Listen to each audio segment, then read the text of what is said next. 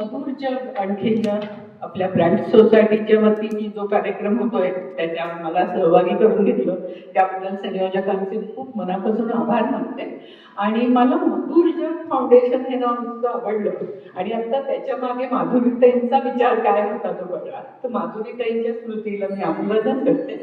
आणि आता आमचा मित्र अजित एवढा अभ्यास पूर्ण त्याचा विद्वत्तापूर्ण व्याख्यान ऐकल्यानंतर मला खरं म्हणजे थोडी भीती वाटते, पण तरी मला 2-3 गोष्टी त्यामुळे लगेचच सांगायच्या की एक म्हणजे तत्वज्ञान हा जेव्हा विषय आला तेव्हा आपण सगळ्या पुरुष पुरुष पुरुष पुरुष पुरुष सगळ्या पुरुषांची नाव ऐकली. त्याच्यामुळे स्त्रीवादी तत्वज्ञान हे तत्वज्ञान काय पद्धतीने वेगळं आहे आणि ते मुळात काय सांगतात हे समजून घेण्याची खूप गरज आहे. अर्थात इथे आता तो विषय मी बोलणार नाहीये, फक्त मला एवढंच सांगायचंय की स्त्रीवादी तत्वज्ञान एवढंच मानतं की तत्वज्ञानी लोक स्वतः असं मानतात की इतिहास, राजकारण, अर्थकारण यापासून ते अगदी लांब आहे आणि मग ते पूर्ण तत्वज्ञानाचा विचार करतात. तर स्त्रीवादी तत्वज्ञान असं म्हणतं की तत्वज्ञानी लोक हे सगळे जे आहेत ते या समाजातलेच घटक आहेत आणि तिथे अर्थकारण, राजकारण सर्व त्यांच्यावरती परिणाम करत असतं. त्याच्यामुळे त्यांच्या विचारावर पण परिणाम करत. त्याच्यामुळे ती एक गोष्ट. दुसरी गोष्ट मला आता अशी म्हणायची की आपण वैज्ञानिक दृष्टिकोनाविषयी खूप बोलतो, ते खूप महत्वाचं आहे आणि वैज्ञानिक दृष्टिकोन रुजणं खूप गरजेचं अशासाठी की आपलं थोतांड काय काय चालू आहे, बाबा बुवा काय पद्धतीने होत आहे हे आपण बघतोय. पण आपण हे समजून घ्यायला पाहिजे की त्याच्या मागची कारणं खूप अर्थकारण, राजकारण, समाजकारण, संस्कृतीकारण अशी खूप मुळं आहेत त्याच्यामध्ये. त्याच्यामुळे विंदाकरकर जे म्हणायचे की विज्ञान देते ज्ञान पण शांती प्रेम देत नाही, याला इलाज नाही. त्याच्यामुळे आपण लक्षात घेऊया की विज्ञान आपल्याला ज्ञान भरपूर देतं पण विज्ञान हे प्रेम आणि शांती देऊ शकत नाही. त्याच्यामुळे विज्ञानाची ही मर्यादा लक्षात घेऊया की आपल्याला प्रेम आणि शांतीसाठी काही वेगळे प्रयत्न करायला पाहिजेत आणि वैज्ञानिक दृष्टिकोन तर नक्कीच रुजवायला. तर या 2 गोष्टी मला पहिल्यांदा बोलायच्या आणि मग मी येते प्रतिमा त्यांच्याकडे, त्यांच्या कामाकडे. तुमच्या कामाला हॅट्स ऑफ आहे आणि एकदम कडक सलाम, कारण या पद्धतीने काम आहे ते काम अतिशय महत्वाचं आहे. आणि जसं हेरंब कुलकर्णी म्हणाले की याला खूप कारण आहे, म्हणजे याच्या मुळापाशी आपल्याला जायला पाहिजे. त्याच्यामुळे एवढ्या मोठ्या प्रकारचं म्हणजे आपण म्हणतो जगतव्यापी असा हा प्रॉब्लेम आहे आणि तो सोडवायचा तर आपल्या सगळ्यांना मिळूनच काम करायला पाहिजे. पण तरी तुम्ही जे काम करताय ते अतिशय महत्वाचं आहे. फक्त आता इथे बोलताना जगदीश सर एक गोष्ट असं म्हणाले की हेरंब कुलकर्णींनी त्यांना वाव दिला, तिथेच आमची खट्टी पडली. हेरंब कुलकर्णी कोण वाव देणारे? प्रतिमा त्यांच्यामध्ये किती कार्य कर्तृत्व आहे, त्याच्यामुळे त्याने सगळं करता आहे.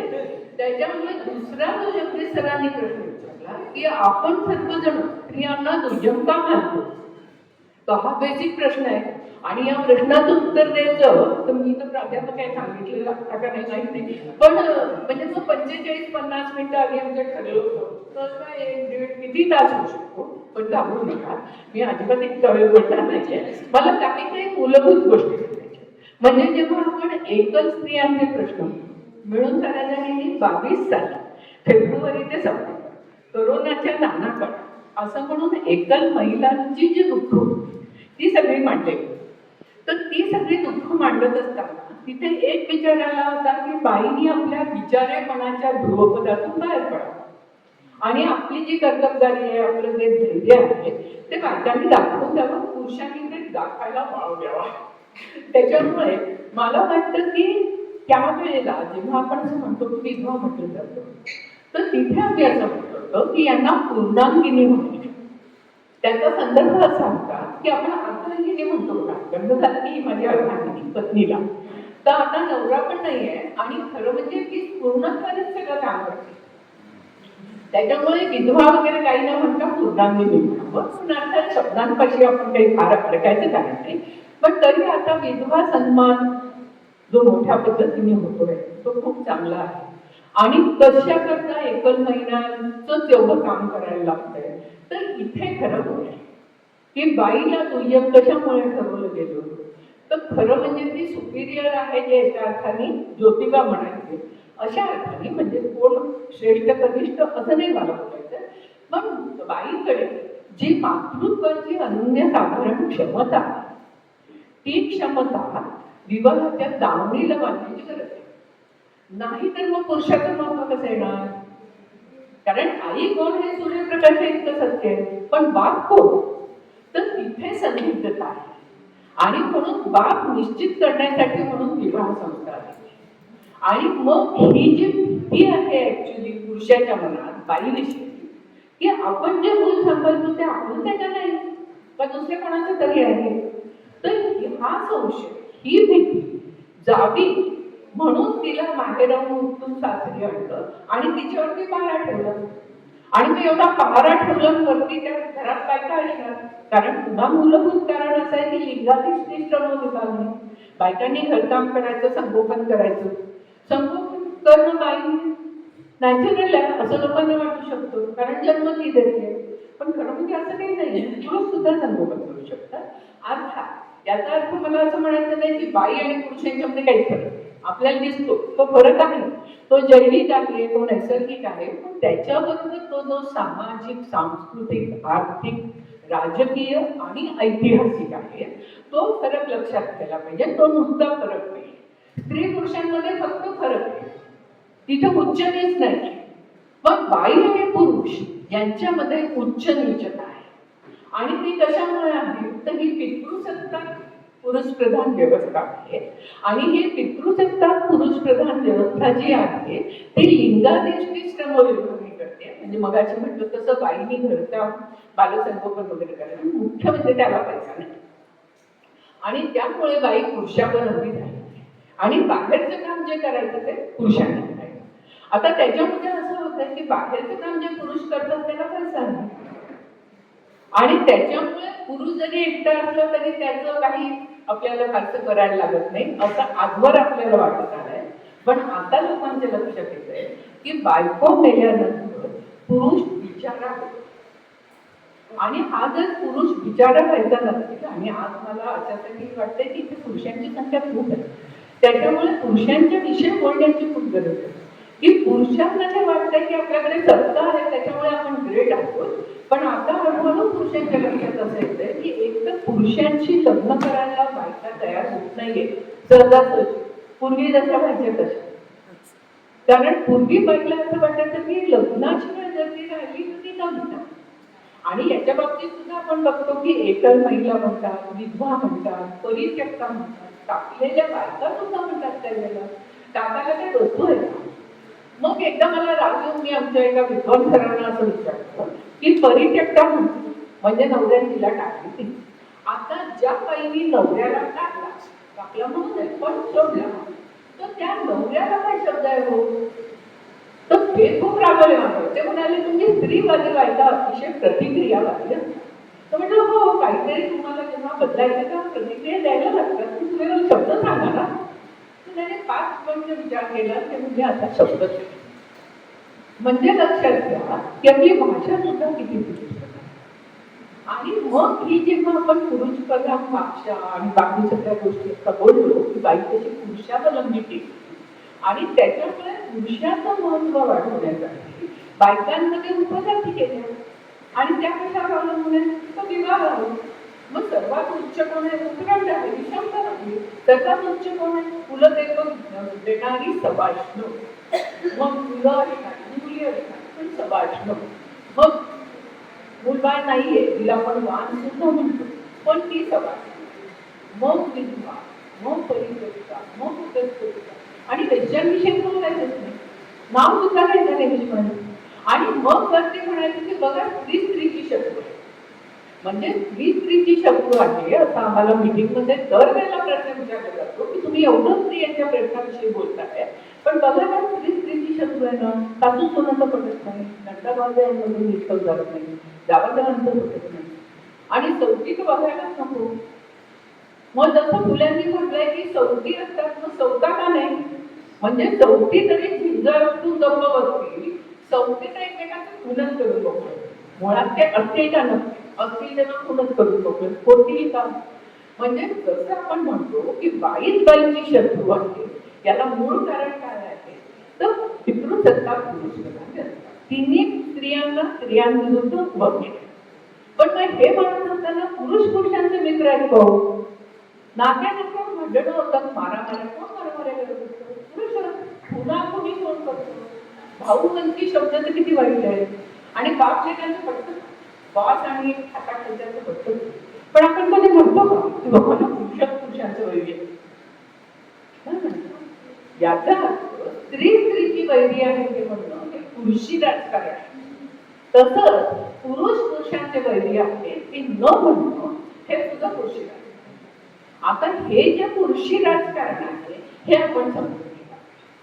या पद्धतीने जेव्हा आपण राजकारणापाशी येतो तेव्हा आपल्या लक्षात येतं की राजकारणामध्ये अतिशय ताकद आहे. आणि आता आपण राजकारणात बघतोय तर सगळीकडे जेव्हा प्रचार होतो किंवा आता तुम्ही बघा मुख्यमंत्री असतील उपमुख्यमंत्री त्यांच्या मागे कोण आहे? सगळे पुरुषच आहेत. म्हणजे स्त्रियांच्या आरक्षणाचा प्रश्न गेले 25 वर्ष लटकत होत आहे आणि आता तो डिलिमिटेशन बरोबर अजून लटकवण्याचा विचार चालू आहे. शिवाय वरती विरोधी पक्ष महिला आरक्षणाच्या विरोधात आहे म्हणण्याचं राजकारण चालू आहे. म्हणजे ज्या पद्धतीचं राजकारण पुरुष करतात ते काय आहे? मला वाटतं की सत्तेचं वाटप म्हणजे राजकारण. मग स्त्री चळवळ असं म्हणते की घरात सुद्धा सत्ता आहे, सत्तेची उपकरण आहे आणि म्हणून या सगळ्याचा विचार स्त्रियांनी केला. आता स्त्रियांच्या प्रश्नाविषयी जेव्हा आपण बोलतो, एकतर महिलांच्या प्रश्नाविषयी जेव्हा आपण बोलतो तेव्हा आपल्या असं सुद्धा नाही लक्षात येत असेल की स्त्रियांची कागदपत्र नाही आहे. म्हणजे सर्टिफिकेट असेल तर त्या सर्टिफिकेटवरती नाव बाहेरच आहे आणि मग ती सासऱ्याचं तिचं नाव बदलत आहे. म्हणजे माझी पर्सनल गोष्ट मी तुम्हाला सांगते. मी पहिल्या लग्नात घटस्फोट घेतला तेव्हा मी माझं नाव बदललं आणि माझं नाव गीताली विनायक वडिलांचं नाव मंदारी असं केलं. आणि नंतर मी दुसरं लग्न केलं तेव्हा माझ्या ऑफिसमधल्या बाई मला असं म्हणाल्या, मॅडम आता तुमचं नाव काय? म्हटलं तर तेच नाव असणार. त्यांना इतका आनंद झाला त्यामध्ये आता कितीदा लग्न करेना.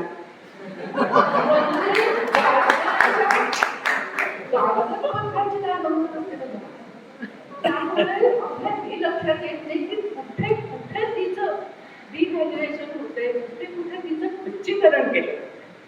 आता हे सगळं खच्चीकरण तिचं जर राहिलं नको असेल तर तिला स्वतःच्या पायावर उभं. म्हणजे जसं प्रतिमाताईंच्या कामाविषयी आपण खूप कौतुक करतो आणि मला खूप कौतुक वाटतंय, तर मला असं वाटतं की जेव्हा बाई खूप काहीतरी सामाजिक राजकीय काम करत असते त्यावेळेला तिच्या समोर अडचणीचा डोंगर व्यवस्थित उभा केलेला तो पार करून तिला काम करायचं असतं. म्हणजे बाई दिसते त्यापेक्षा स्वतः खूप मोठी असते व्यक्ती म्हणून. आणि पुरुष जेव्हा काम करतो राजकारणात असेल समाजकारणात असेल तेव्हा त्याच्या मागे बायको असतील, मैत्रिणी असतात, आई असतील, बहिणी असतात आणि कोण कोण समाज असतो. ग्रेट ना समाजकारण. आणि बाई जेव्हा समाजकारण करते तेव्हा काय उंदगिरी करते. म्हणजे किती दुहेरी दुटप्पी आपण न्याय देतोय. न्याय म्हणजे न्याय कसं म्हणायचं? अन्याय करतो. तर या पद्धतीचा विचार पुरुषांनी करण्याची, कारण स्त्रिया जाग्या झाल्या. म्हणजे स्त्री चळवळीची 50 वर्ष झाल्यामुळे स्त्रिया म्हणतात हा अन्याय नको, लग्न प्रसंगी नाही केलं तरी काय. आणि ज्या काही मारहाण आणि सगळं करून लग्न टिकवतात त्या का टिकवतात? कारण तिची उघड आहे जातीय सवाष्ण असण्यात जे काय पाहिजे आहे त्याच्यामुळे ते त्या हिंसाचार सगळं सहन करतात. आणि त्या नमावट्या म्हणतो अष्टभुजा आहे, दशभुजा आहे, गृहलक्ष्मी आहे, अन्नपूर्णा आहे. आता त्याचा आधुनिक अवतार म्हणजे सुपर वुमन आहे. आम्ही म्हणतो का आधी आम्ही माणूस आहोत, त्याच्यामुळे आम्हाला माणूस राहू द्या, आम्हाला चुका करण्याचं स्वातंत्र्य द्या, आम्हाला आराम करण्याचं स्वातंत्र्य द्या. म्हणजे बाईला अजून आराम करण्याचं कुठे काहीतरी गिल्ट वाटतो. काहीतरी करायला पाहिजे ना. तुम्ही सांगतो बघलीच का तरी बाई लोकांच्या डोक्यात काय असतं की दुपारी झोपा काढते बाई. गृहिणीला काय काम नसतं ना. म्हणजे खरं म्हणजे 24 तास काम ऑन ड्युटी असते, आठवड्यातून सुट्टी नाही, शिवाय पगार नाही. मग आम्ही शाळांमध्ये जायचो, विशेषतः मुलग्यांच्या. त्यांना म्हणायचं तुमची आई काय काम करते? नोकरी करत नसली तर म्हणायचं काय करते. मग सकाळी आधी कोण उठतं? आई. शेवट कोण झोपतं? आई. मग मध्ये काय करते? बसून असते ते झोपलेली असते. तिच्या कामाची यादी करा. मग मुलं कामाची यादी करायला लागते. मग ती किती लांब 35-40 झाली. तुमच्या बाबांच्या कामाची यादी करा. मग बाबा उठतात, दात घासतात, चहा पितात, गाडी करतात, आंघोळ करतात, ब्रेकफास्ट करतात, डबा घेतात. मग मुलांचं लक्ष करून आपली आई किती काम करते, बाबा काही समजत. आणि मग त्यांना विचारलं की आईला पगार किती? सुट्टी कधी? 10 वाजता पाहुणे आले तर म्हणते का की ड्युटी संपली? नाही ना. असं म्हणत म्हणत मुलग्यांना कळालं. आणि आता मला असं वाटतं की बऱ्यापैकी मुलग्यांना कळायला लागलंय की आई घरीच असते नव्हे, आपल्याला हवी आहे ती घरात मज्जा करते, ती खूप काम करते आणि तिच्या कामाचं आपल्याला कौतुक वाटलं पाहिजे ना. आता आपण म्हणतोय कौतुकापाशी थांबू नका, सहभागी पण मान, त्याचं मूल्य पण. आता फॉर्च्युनेटली 30,000 रुपये द्यावे महिन्याला न्यायाधीशांनी निकाल दिला, वेगळ्याच केसमध्ये आहे, पण निदान पैशात काहीतरी बोलले. अर्थात बाईच्या घरकामाला मूल्य द्यावं असं 35-40 वर्षापूर्वी जेव्हा निघालं तेव्हा बायका काय म्हणाल्या? आम्हाला नको नको पगार नको, आम्ही आमच्या नवऱ्याच्या हृदयाच्या स्वामिनी आहोत, आम्ही गृहलक्ष्मी आहोत. पण बायका काही मूर्ख नसतात. त्या हे का म्हणत होत्या? कारण त्या असं म्हणाल्या की आपण आत्ताच नवरा आणि मालकासारखं वागवलं जातंय, पैसे दिले तर वाचवून घेतील ना सेवा आमची, म्हणून आम्हाला नको. त्याच्यामुळे बायका शहाण्या असतात हे लक्षात घ्या, तसे पुरुष शहाणे.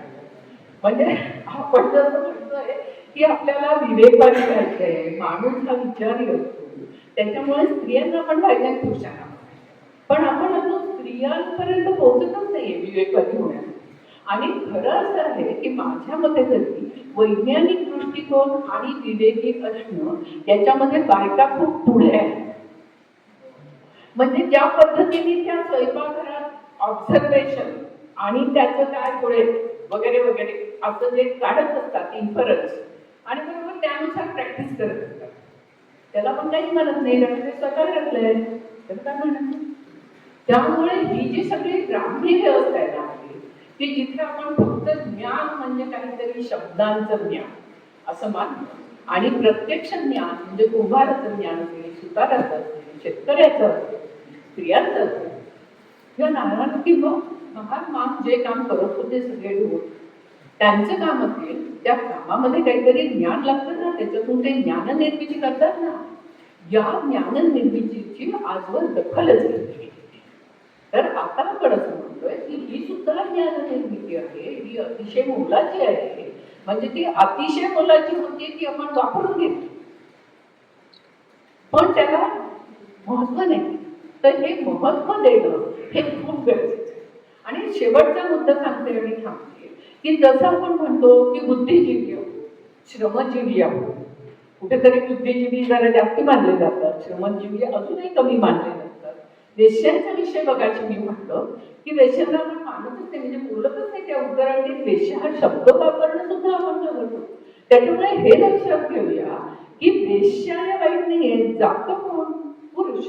तो उद्या माथ्यात जातो आणि ही कलंकित होते का ही वाईट उलट की आपल्या घरावरती काहीतरी करते, किंवा उलट की वेश्या असल्यामुळे बायकांवरचे पंढरपेशा चांगल्या घरातल्या बायकांवरचे बलात्कार वागतात, असंही एक त्याच्या मागचं लॉजिक सांगितलं. तर तिथे आम्ही आता असं म्हणतो की वेश्या असं म्हणतात की आम्ही सेक्स वर्क करावं, आमचा हा व्यवसाय आहे. जसे बुद्धिजीवी श्रमजीवी तसे आम्ही देहजीवी आहोत. आम्ही आमचा देह वापरतो, म्हणजे आम्ही देह वापरतो म्हणजे काही देऊन नाही काय टाकत आहे. जसं तुम्ही बुद्धी वापरता म्हणजे देऊन टाकता का? श्रम वापरता म्हणजे देऊन टाकता का? तर त्या पद्धतीने आम्ही आमचा देह वापरतो. आणि या पितृसत्ताक पुरुष प्रधान व्यवस्थेमध्ये लैंगिकता जी जगण्यापासून मरेपर्यंत आपल्याला सोबत करते, जी सर्जनशील आहे, जी चांगली आहे, आनंददायी आहे, तिला सतत सक्रंजीच्या खाली ढकलून द्यायचं, त्याच्याशी बोलायचं नाही. त्यामुळे एवढा तांत्रिक समाज निर्माण झालेला आहे आपला. आणि मग लैंगिक सुख म्हणजे पुरुषांनी फक्त घ्यायचं, त्यांचा तो अधिकार आहे. बाई लैंगिक सुखाविषयी बोलत पण नाही. उद्या मी म्हटलं मला लैंगिक सुख हवंय तर मला काय म्हणते, ती कसली बाई आहे ना, ती तसलीच आहे, चालू बाई. म्हणजे एकल महिलांच्या प्रश्नाच्या संदर्भात त्यांच्या लैंगिक सुखाचं काय आहे हा मुद्दा येतो का? मग तो येत नाही, मग तो आपण कसा आणतो सर? ते आपण असं म्हटलं त्यांचं लग्न लावून द्या. कारण आपल्याला भीती वाटते ना की लैंगिक स्वातंत्र्य म्हणजे आपल्याला काय वाटते की स्वैराचार. खरं म्हणजे लैंगिक स्वातंत्र्य हा सर्व स्वातंत्र्याचा पाया आहे. आणि लैंगिक स्वातंत्र्यामध्ये लैंगिक संबंधांना नकार देणं हा कळीचा मुद्दा आहे. पण हा कळीचा मुद्दा कुठेतरी दुर्लक्षिलाच जातो. म्हणजे नकाराचा स्वीकार करायला पुरुषांना आपण शिकवलेलं नाही. आमच्या देहावर आमचा अधिकार नाही म्हणजे नाहीच हे बायकांनी ठामपणे म्हणण्याची गरज आहे. आणि म्हणून पुरुषांना काय वाटतंय की लैंगिक सुख हा माझा अधिकार असल्यामुळे बलात्कार केला तर काय, त्याला काहीच होत नाही. पण बलात्कारी कलंकित होते ना. मग स्त्री चळवळीने असं सांगितलं की बलात्कार हा एक गंभीर अपघात आहे स्त्रीवर झालेला. स्त्री अजिबात कलंकित किंवा भ्रष्ट होत नाही. पुरुषाला तातडीने शिक्षा व्हायला पाहिजे. ही शिक्षा होत नाही, शिवाय तिला कलंकित म्हटलं जातं, म्हणून बलात्काराशी बोलत जात नाही. आता मात्र समाजाची धारणा बऱ्यापैकी बदलते आहे. बलात्कार एकीकडे बघण्याचा दृष्टिकोन बदलतो आहे समाजाचा. आणि बलात्कार करणाऱ्याला शासन पाहिलाच पाहिजे असं समाजालाही बऱ्यापैकी वाटायला लागलं. त्याच्यामुळे मला वाटतं की एकीकडे समाज चांगल्या दिशेला चाललेला आहे, ते खूप आशादायक आहे. पण दुसरीकडे असं आहे की एकूण सर्व धार्मिकता ज्या पद्धतीने माजवली जाते, म्हणजे धर्मांधतेचं राजकारण जे चाललंय, जे सांस्कृतिक राजकारण चाललंय, त्याच्यातून स्त्रियांना पुन्हा मागे ढकलण्याचं काम सुरू आहे. तर हे आपण लक्षात घ्यायला पाहिजे. आणि आता हे पुरुषांनी घाईघाईने लक्षात घेण्याची गरज आहे. कारण असं आहे की पुरुषांच्या हे लक्षात यायला पाहिजे की स्त्री पुरुष समतेमध्ये आपला पण फायदा. म्हणजे जसं स्त्री चळवळ सतत म्हणत आली की स्त्री विरुद्ध नाहीये, हे पुरुषांविरुद्ध नाहीये स्त्री चळवळ. स्त्री चळवळ ही पितृसत्ताक पुरुषप्रधान व्यवस्थेच्या विरोधात आहे. या व्यवस्थेत घडवलेल्या बाईपणावर खूप अन्याय होतोय, तो ती नाकारते आणि बाईपणाचा पिंजरा उलांडून माणूसपणाच्या वाटेला लागली. पण पुरुषपणाचा जो पिंजरा आहे तो पुरुषांना सत्ता असल्यामुळे अजूनही कम्फर्ट झोन मध्ये असल्यासारखं वाटतंय, त्यांना तो सोडावा असं वाटत नाहीये. पण पुरुषांनी हे लक्षात घ्यायला पाहिजे की सत्ता आपल्याला माणूसपणापासून लांब नेते, आपल्याला संवेदनशील माणूस होण्यापासून ही अडथळे निर्माण करते. आणि त्याच्यामुळे पुरुषांनी सुद्धा या पितृसत्ताक पुरुषप्रधान व्यवस्थेविरुद्ध लढायला पाहिजे. कारण बायकांचं आत्मभान जागं झालंय. आमची मैत्रीण मंगला सामंत नेहमी असं म्हणायची की स्त्रियांसाठी सक्षमीकरण असतं, स्त्रियांसाठी शेल्टर होम्स असतात. तर ते म्हणायचे अरे खरं म्हणजे पुरुषांचं सक्षमीकरण व्हायची खूप गरज आहे आणि पुरुषांची सुधारगृह असायची गरज आहे. म्हणजे जे दारू पिऊन किंवा मारहाण करतात त्यावेळेला बाईला घर सोडायला लागतं, कारण घर पुरुषाच्या नावावर. तर पुरुषाला सुधारगृहात टाकायला पाहिजे, पुरुषाला सुधारून पुन्हा घरात आणायला पाहिजे. म्हणजे पुरुष विरोधी नाहीये चळवळ, पुरुषांचा द्वेष करत नाही.